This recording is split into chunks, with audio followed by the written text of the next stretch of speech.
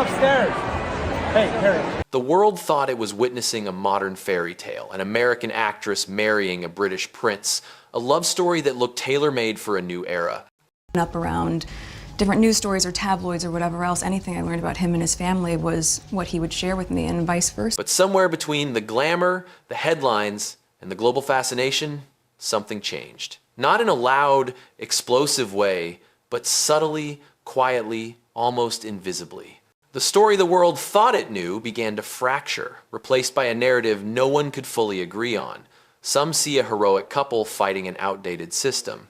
Others insist there's more to the story, shadows behind the spotlight, motives behind the messages, and a transformation that left many asking questions no one expected to ask about a prince who once seemed untouchable. But what actually happened? And why, even now, does the world feel so divided over them? What follows isn't a verdict, it's a journey through the rumors, the public reactions, the shifting narratives, and the unanswered questions that turned Harry and Meghan into one of the most debated couples of our time. And the deeper you go, the harder it is to shake the feeling that something here still doesn't add up. Authentic and organic way to get to know each other. And was that quite refreshing for you in the way that you've been brought up? When Meghan Markle first appeared on the royal stage, the world embraced the moment. Hollywood meets royalty. Diversity enters the palace. A prince finds love beyond tradition. On the surface, it felt groundbreaking. But even then, whispers were forming in the background, mostly from tabloids, commentators, insiders, and online communities. People wondered how an American actress, already accustomed to media attention, would adjust to an ancient institution built on rules, silence, and protocol. Some called it destiny. Others said it looked more like a collision course. Still, the early narrative was simple. Prince Harry found someone who gave him the life he always wanted. I don't know much about her, so to be able to start almost afresh, right from the beginning, and getting to know each other step by step, and then taking that huge leap. But as everyone would soon discover, that was only the beginning. And those early whispers, they weren't done growing. At first, the couple seemed to glow under the spotlight, but behind the scenes, the tone was shifting. Headlines became sharper, commentators grew bolder, and social media, it turned into a battlefield. Supporters saw the criticism as unfair, invasive, even downright hostile. But critics argued there was something unusual about the way the couple navigated the press, strategic, polished, and sometimes contradictory. Rumors began circulating that Meghan's transition into royal life wasn't as smooth as the palace hoped. Again, nothing confirmed, just the kind of ongoing public speculation that builds momentum until it becomes its own unstoppable force. For every flattering article, there was a sharper one waiting. And for every defense of the couple, an equally passionate critique was prepared in response. Nobody realized it then, but this was the turning point. The moment their story transformed from fairy tale to global flashpoint. When Harry and Meghan announced they were stepping back from royal duties, the world froze. It wasn't just unexpected, it was unprecedented. Some hailed it as a brave decision, a couple breaking free from an outdated system. Others saw it as the beginning of a larger pattern, one that would redefine them in ways they wouldn't be able to control. Public debates exploded. Were they fleeing pressure or rewriting the royal playbook on their own terms? Was this liberation or the start of long-term tension with the institution Harry was born into?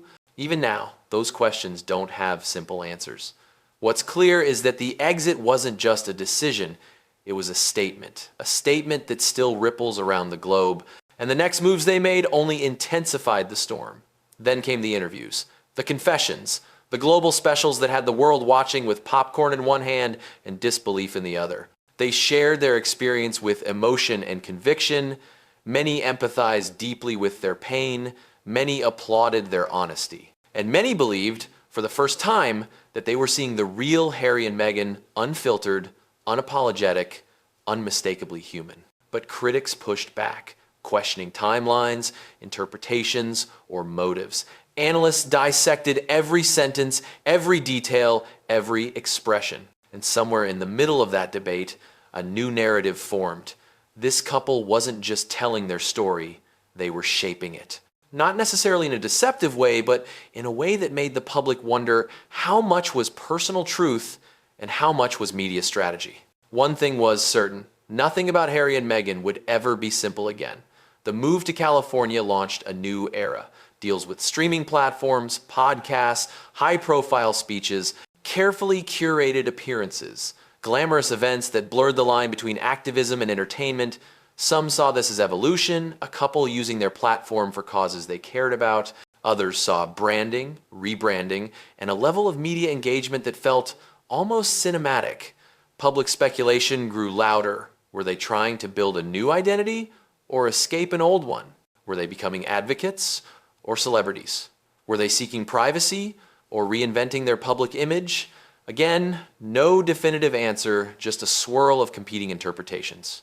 But Hollywood has a way of amplifying everything: support, criticism, rumors, admiration.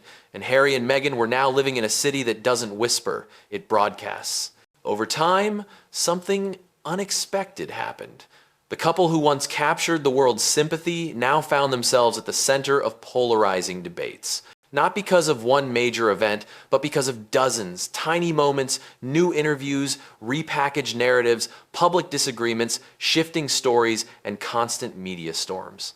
Supporters continued to defend them fiercely, insisting the criticism was rooted in misunderstanding, bias, or resistance to change. Critics became louder, questioning whether the couple's public image matched their actions.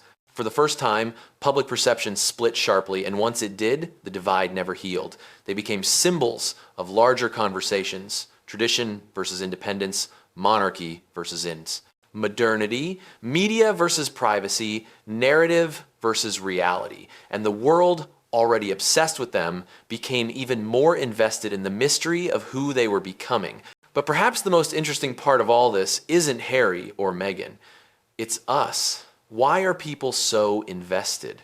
Why did this story grow beyond royalty into something cultural, emotional, even psychological? Because Harry's transformation, whether you view it as growth or loss, strikes a chord in almost everyone. He represents identity, loyalty, change, rebellion, and the search for meaning outside the roles we're assigned.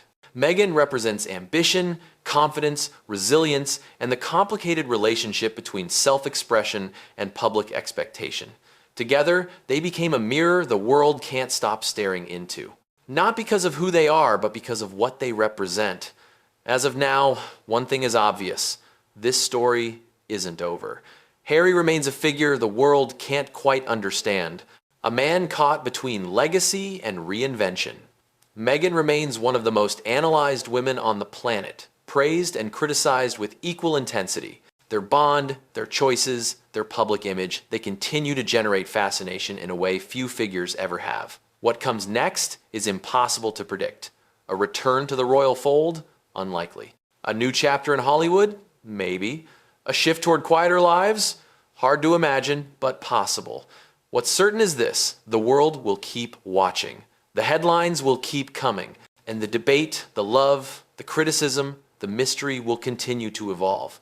Because fame fades, but fascination, that lasts. Harry and Meghan aren't just a couple. They're a conversation, one that the world can't seem to finish. Their story is a mix of love and controversy, truth and speculation, freedom and fallout, all wrapped into a modern saga with no final chapter in sight.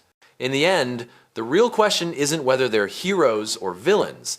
The real question is why their journey captures something so deeply human that none of us can look away.